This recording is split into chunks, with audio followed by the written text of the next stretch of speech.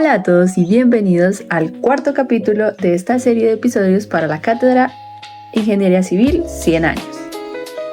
La última ponencia que tuvimos estuvo a cargo de Jennifer Daley Pedraza Sandoval, magíster en Economía de la Universidad Nacional de Colombia y representante a la Cámara por Bogotá. Ella nos expuso la defensa de la educación pública.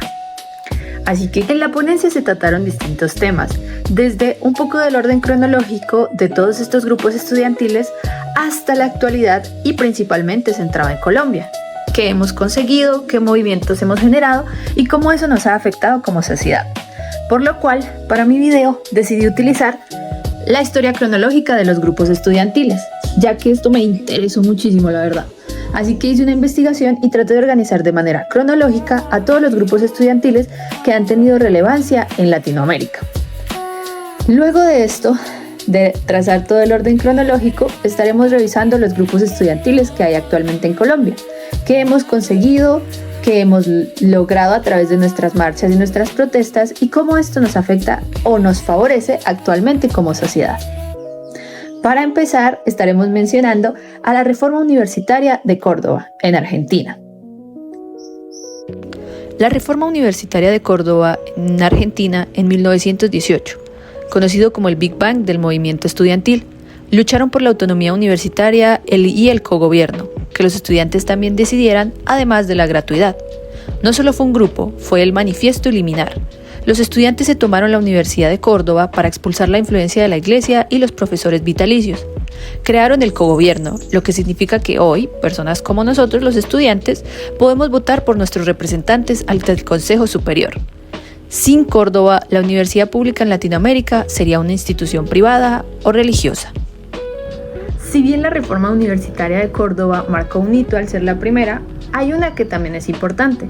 En 1920, la Federación de Estudiantes de Chile destacó por ser una de las primeras en politizarse, luchando por derechos sociales y acceso a la educación. Sí, actualmente es una de las más influyentes en Chile.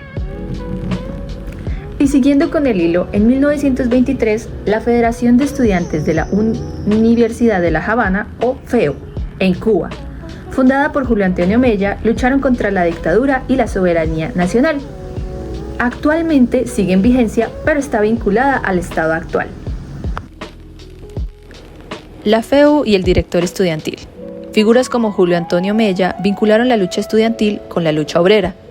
Lucharon contra las dictaduras de Gerardo Machado y luego Fulgencio Batista. El asalto del Palacio Presidencial en 1957 fue un hito revolucionario, fue un punto de no retorno en la historia cubana. Llegamos a 1929 y México no se podía quedar atrás, con el movimiento de autonomía de la UNAM en México. Lograron autonomía de las universidades más grandes del continente tras una huelga histórica. El concepto de autonomía sigue vivo y sigue siendo defendido por la UNAM. Igualmente en México, pero ya en el 68, tenemos el Movimiento del 68 y CNH, el Consejo Nacional de Huelga, que organizó a miles de estudiantes contra el autoritarismo del partido gobernante. Liberaron principalmente por las libertades democráticas, el fin de la represión política y la libertad de presos políticos. Adicionalmente, aunque terminó con la tragedia de Tlatelolco, sembró la semilla de la democracia moderna en México. Y nuevamente en Chile, pero ya en el 2006 y el 2011, tenemos la Revolución de los Pingüinos en 2006 y el Movimiento de 2011. Aquí la lucha dio un vuelco total. Ya no era solo libertad política, sino contra el modelo de lucro de la educación. ¿Quiénes eran? Eran estudiantes de secundaria, por eso los llamaron los pingüinos, por cómo se veían con su uniforme. Pusieron en jaque al sistema educativo heredando la dictadura de Pinochet y llevaron a líderes estudiantiles como Gabriel Moril a la presidencia el año después. En 2012 volvemos a tener a México con el movimiento Soy 132, el primer gran movimiento estudiantil de la era de las redes sociales. Surgió en una universidad privada, la Iberoamericana, pero se extendió a las públicas totalmente. Luchaban contra la manipulación mediática de las elecciones. Estallido social y primera línea, 2019-2021, Colombia y Chile. En Colombia, los grupos estudiantiles se articularon a la AUNESC, Asamblea Unitaria Nacional Estudiantil. Lograron que se permitiera la matrícula cero para estratos 1, 2 y 3 en las universidades públicas, una de las victorias más tangibles en la última década para los movimientos estudiantiles. Asimismo, denunciaron el desfinanciamiento estructural de las instituciones de educación superior. Y para ver un poco de actualidad, en el 2023-2026, la lucha ha mutado bastante hacia temas permanentes y de bienestar.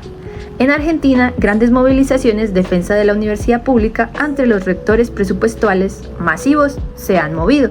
Se han dado las marchas más grandes desde el regreso de la democracia. En Colombia, los grupos juveniles y estudiantiles están centrados en la implementación de la reforma de la Ley 30 y en garantizar la gratuidad universal, que esta no sea solo en el papel, sino que incluya comedores universitarios y transporte. En género y diversidad es donde actualmente los grupos estudiantiles tienen un factor clave, como las colectivas feministas dentro de las universidades, la lucha por los protocolos contra el acoso y la equidad de género en la academia. Aquí quiero hacer un pare y mencionar algunos de los hechos que han tenido que ver con movimientos estudiantiles que entristecen a Latinoamérica y a Colombia, porque muchas veces sabemos que la lucha de estudiantes se tiene que ver censurada, hay mucha agresión y hay mucha violencia, no solo de parte de quienes deben controlar estas marchas pacíficas, sino también de quienes participan en las marchas para no hacerlas pacíficas. No todo es blanco o negro, hay bastante gris también. Empezamos por la masacre de Tlatelolco, en México, 1968. A días de los Olímpicos, el ejército disparó contra miles de estudiantes en la Plaza de las Tres Culturas. Cientos de estos murieron. La Noche de los Lápices, en Argentina, 1976, una de las más tristes, ya que fue llevada durante una dictadura. Adolescentes de secundaria que luchaban por un boleto estudiantil fueron secuestrados y desaparecidos. El caso de los 43 de Ayotzinapa, México 2014. Estudiantes normalistas desaparecidos en un crimen que involucró al Estado y al narcotráfico. Uno de los más tristes para Colombia, el caso de Dylan Cruz, 2019. Un joven de 18 años fue asesinado por un proyectil del SMAT durante las protestas de noviembre en Bogotá. Se convirtió en el símbolo del estallido social. El asesinato de Lucas Villa, también en Colombia, 2021. El líder estudiantil de Pereira fue atacado por civiles armados mientras protestaba pacíficamente en un viaducto.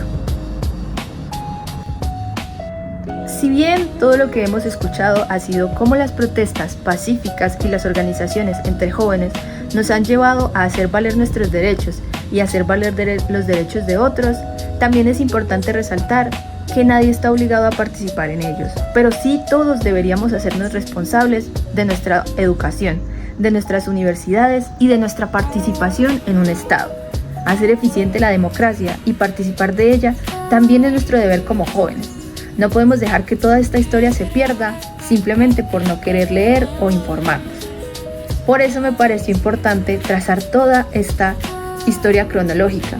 Quien no conoce su historia está condenado a repetirla.